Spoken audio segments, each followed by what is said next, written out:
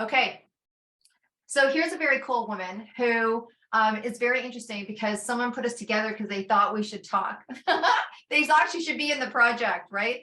And I was like, all right, well, I actually have been in a book with this woman before. And apparently, during my aromatherapy days, I still have aromatherapy, but in the days that I was running this aromatherapy home party company, she came over to my house and she got some aromatherapy and we met way back then.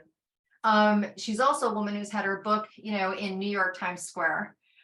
So as long as I've been doing, and many of us that have been doing, I kind of call us, I don't know if we're entrepreneurs or we're just mavens. I think we're just mavens. Anyways, you know that I'm speaking about Blair. Blair, welcome, welcome, welcome to the Stand Up, Speak Up, and Show Up. Thank you for being here. And let me tell you a little bit about Blair, and then she's going to tell you a little bit about stuff. You're the kind of person that can come after Sandy because you guys vibe the same vibe, So she is an international thought leader and she is a well-known motivational speaker. She just did an incredible podcast on Mission Accepted and it'll be up for you to listen to. She's going to talk about, her topic is how to win the social media slot machine. Did that post work? Did that work? Oh, is it a gamble or can you kind of bank the odds? Let's hear what she has to say. I love this. I love this. So in grade 5, she won the Mencha Award. And if you don't know what that is Yiddish for nice person. And if you know her, you know that to be true. And she, as everybody receives a gift. I love that. I love that we're just like gifting everybody. It's Blair's visibility roadmap, and she'll talk more about what that is. And then someone is going to win an incredible copy of her book. So she also produces books. I'm super excited. Blair has inspired me to share about something I've never shared. Sandy, I'm going to need a little love on conversation before that. Like, cheer me on, and I'll be way out of my comfort zone. And I'm going to share something that I've never shared before in Blair's book that's coming out. So there you go. So I don't know if that helped your sales at all, but if you're like, well, I already know enough about her, but no, it's I'm unlocking one of my little treasure boxes.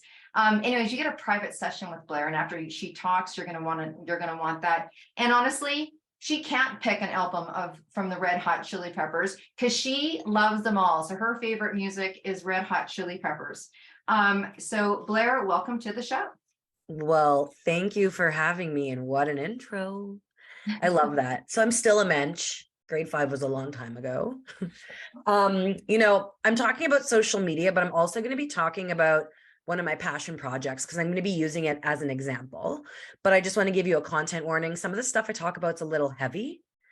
If you need to pause, step away, have a minute, you take care of your mental health. But I just want to put that out there because my story is my story and it has a lot to do with my success. And it's not always a pleasant, it's a bumpy story. So a little bit about me, born and raised in Winnipeg, Manitoba. Anyone else from the prairies, Winnipeg, Manitoba? Yeah, I see. No, prairies, yes. Okay, well, anyways, us prairie people.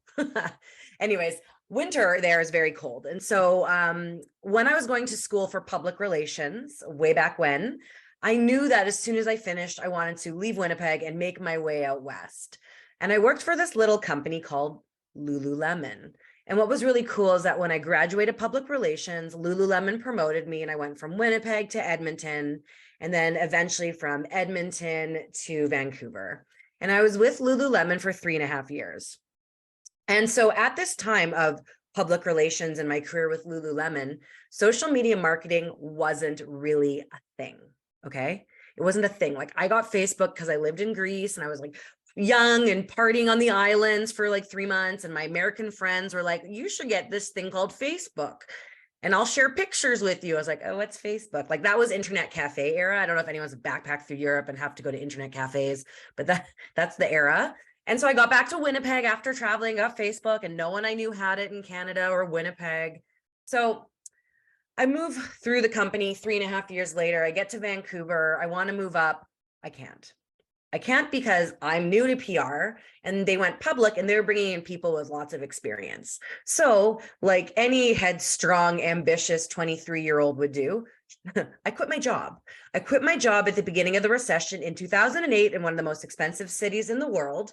And I started my PR company. And now a little side story. Lululemon also gives their staff free yoga. And so 3.5 years, I built this lifestyle. Now I leave Lululemon. I no longer have free yoga. And I realize how expensive it is because I go to yoga and I'm paying for it. And yoga is like spendy, right? Does anyone else go to yoga or like Pilates or the gym, like anything?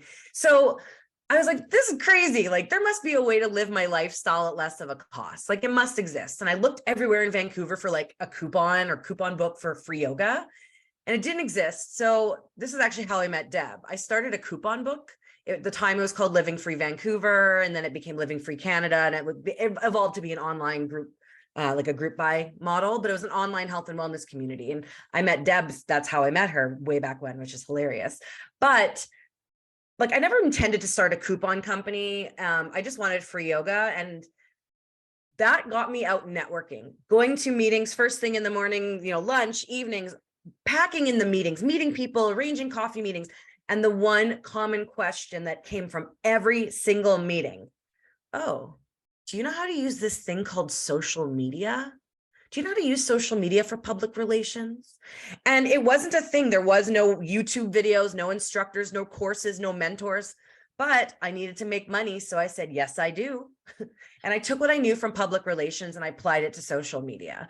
And I was in the right place at the right time, being a vintage millennial at that time. And so the coupon company, eventually a few years later, I closed it. The moral of the story is don't start a coupon company and just pay for the yoga. But I'm going to talk about social media and my experience. So I've been called a maven, a guru, a pioneer. I'm just someone who is innovative. I'm a forward thinker and I'm able to think on my toes. Like I was born into a family of entrepreneurs. When I was 12, I signed up for Avon under my mom's name and sold makeup door to door. When I was 18, I imported cigar box purses from New York and sold them in the mall. I sold roses in the clubs. And so 15 years ago, Blair Kaplan Communications, which was a PR company, solely focused on social media. And so everything I'm teaching you are systems and processes that I've created that have worked for thousands of people. Thousands. I've taken big organizations onto social media. I've worked with startups. I've worked with prolific businesses, multi-generational companies, and everyone in between. And so I'm going to talk to you about something called the social media empowerment pillars. Okay. And just on a sidebar, the examples I'm going to be using are from my passion project, which is called the Global Resilience Project. And this story is, this is like the not so happy story. But I'm using this project to turn my pain into purpose. In a very short period of time, my father, who lived with addiction, was terminally ill.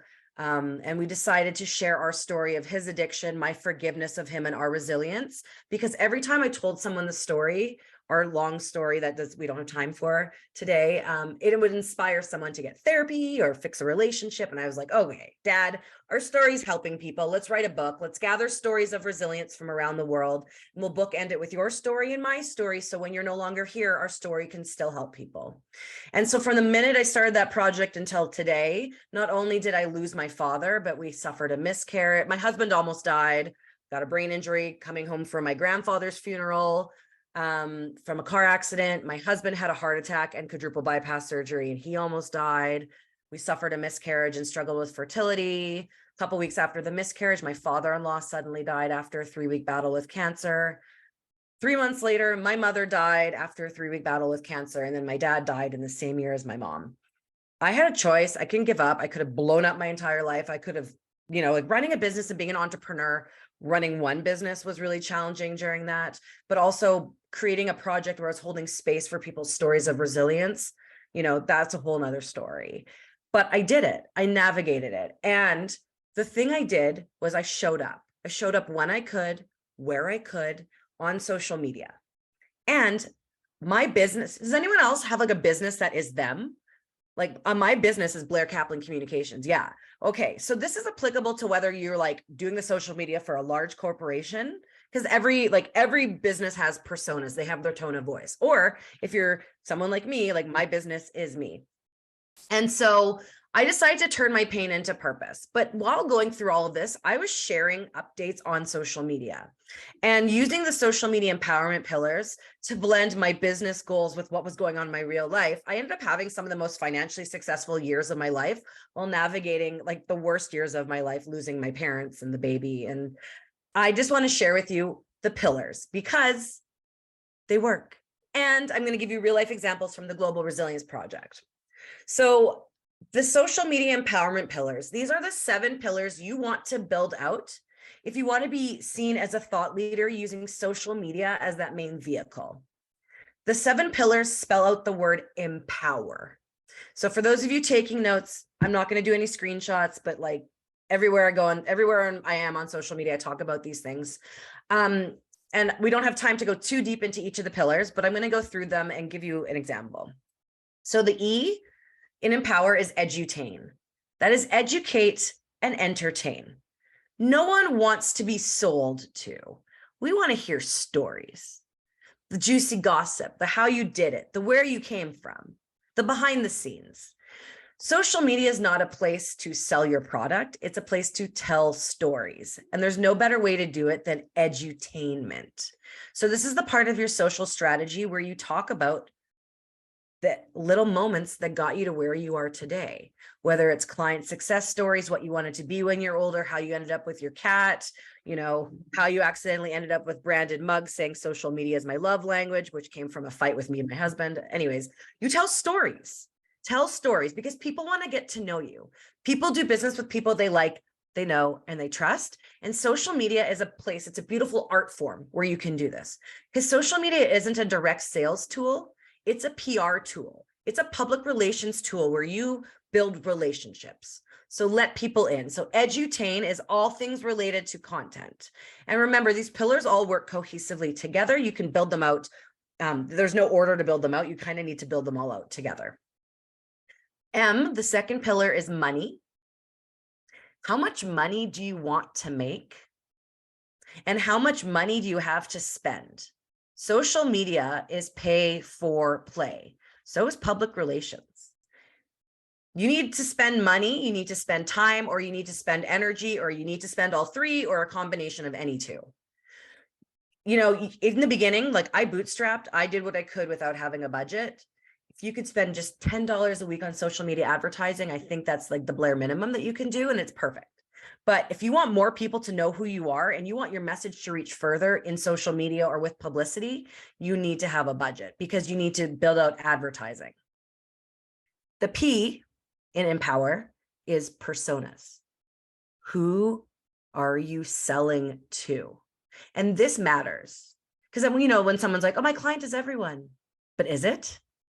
And the best way to go about this is, excuse me, who right now is your best customer? Who is the customer that you wish you had more like? Think about that right now for a second while I drink water.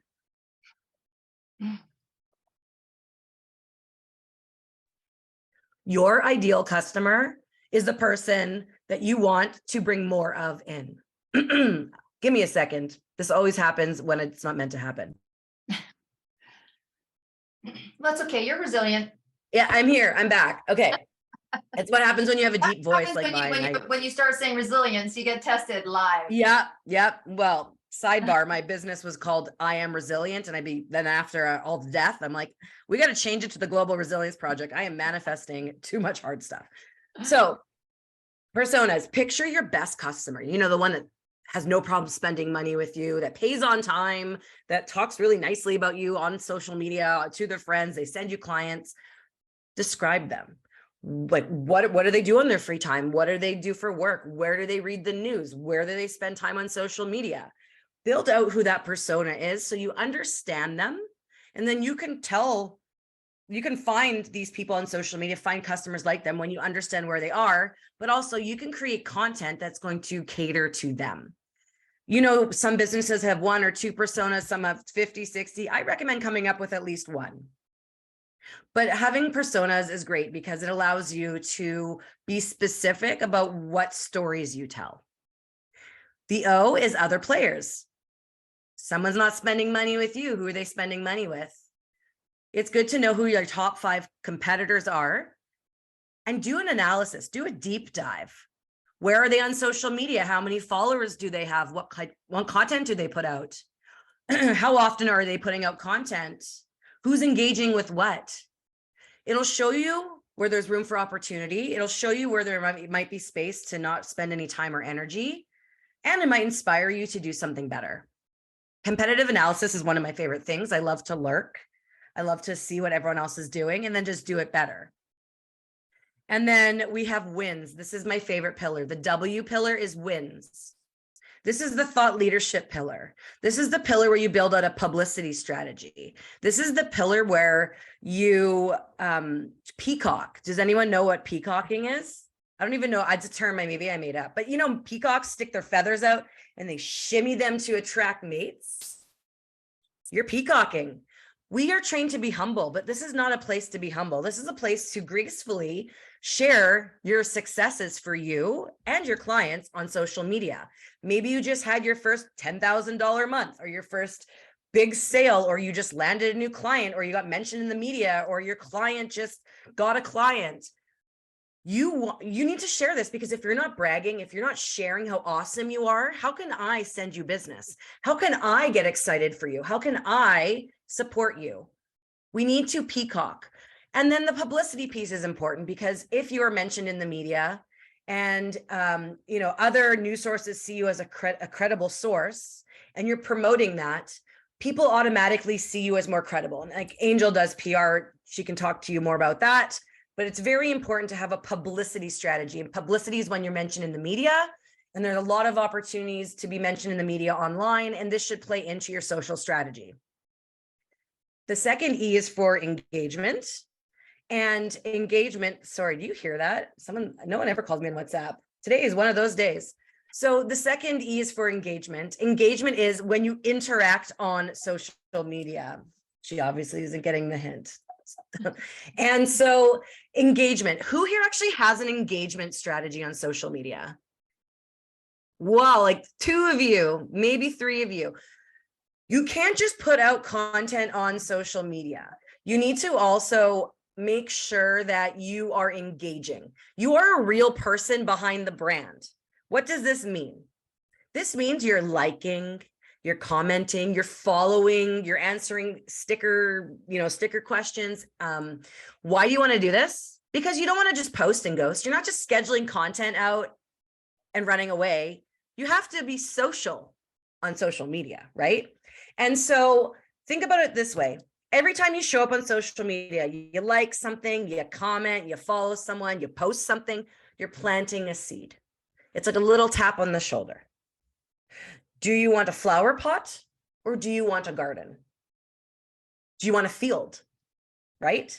Showing up on social media is visibility, okay? And this can be while you're watching hockey with your husband. I like to do it in the bath. Like, I'm a weirdo, but I love my baths, and I have baths. Like, sometimes I work out and have a bath all before 6 a.m. It's a candlelit bath. It's great. Great way to start the day. And most people don't have an engagement strategy. Put it in your calendar. Maybe you're making a post at 10 a.m., you engage 9:50 to 10, and then 10 to 10:15. And this works for all the platforms. And then the very last pillar is realistic goals. Okay. I like to set personal, professional, and health. Personal, professional, and health. They all work together. I used to set 10-year visions, but then once all my parents died, I realized it's really hard to plan 10 years out, let alone 1 year. So I'm going to stick to 5. If you want to go 10, have a 10-year vision, go for it. I like the 5-year vision. Where am I in 5 years? Where's my health, professional, and personal goals? What do I want to be? What do I want to do? And then I work backwards and I set 3-year and 1-year goals. Okay. This is important because this plays into how much money you're going to make, the content you're going to share, sharing your goals. This is all very important. Okay. So the Global Resilience Project, my goal is to empower 88 million people by the time I turn 40, August 2025. I constantly share this. I constantly share the media I get. I was featured in Times Square. I'm going to be on Amazon Prime sharing my story. The other players, there's other people who have media companies like Thrive Global or Girl Boss. There's no other competitors like me who have a community where you're solely focused on supporting people of resilience. Money goals. I never share my money goals out loud, but I know how much I want to spend and I know what my budget is, because guess what?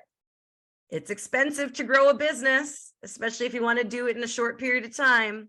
And I'm always sharing my behind the scenes stories of my life. I show up as I am. I show up and read stories. I show up and let people into my world, which is mostly cats and concerts. And I show up as me. So the social media empowerment pillars is what I've been using for over 15 years. It's what helps grow my clients' businesses. It grows my business, my authority. And I wanted to give this special gift to you. Yay. Yay. So I'm going to drop some links in the chat. It's my link package. So in here is my visibility roadmap. And I actually have a free masterclass where I'm going deeper into these pillars on Wednesday, and then my social media handles, because that's what I do. This is how I roll. Yes, this is how you get in touch with me. If you don't have a note on your computer with these links, well, hey, we're here to network. We're here to meet each other. We're here to inspire each other. Hot tip. You have to do the HTTPS, the dots and the slashes if you're putting it in here.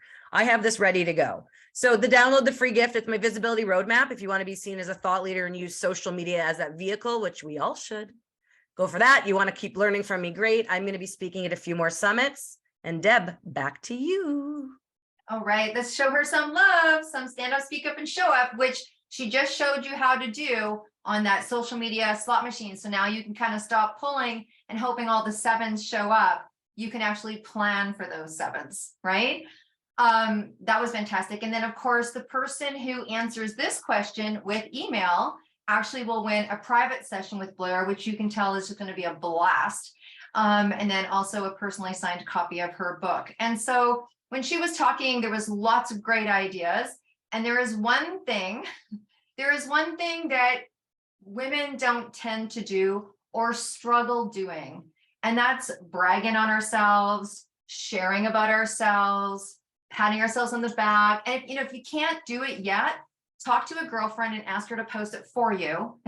And you post one for her on your accolades until you start to get comfortable with it. But she used a term that we should be doing on ourselves that has a little shimmy and has a little bit of, it's an animal or a bird. So if you put that in the chat, you're going to win that private session with her and her signed book, right? Her personal book. And so we won't tell the answer because it's going to be coming up and someone's going to win that. So thank you so much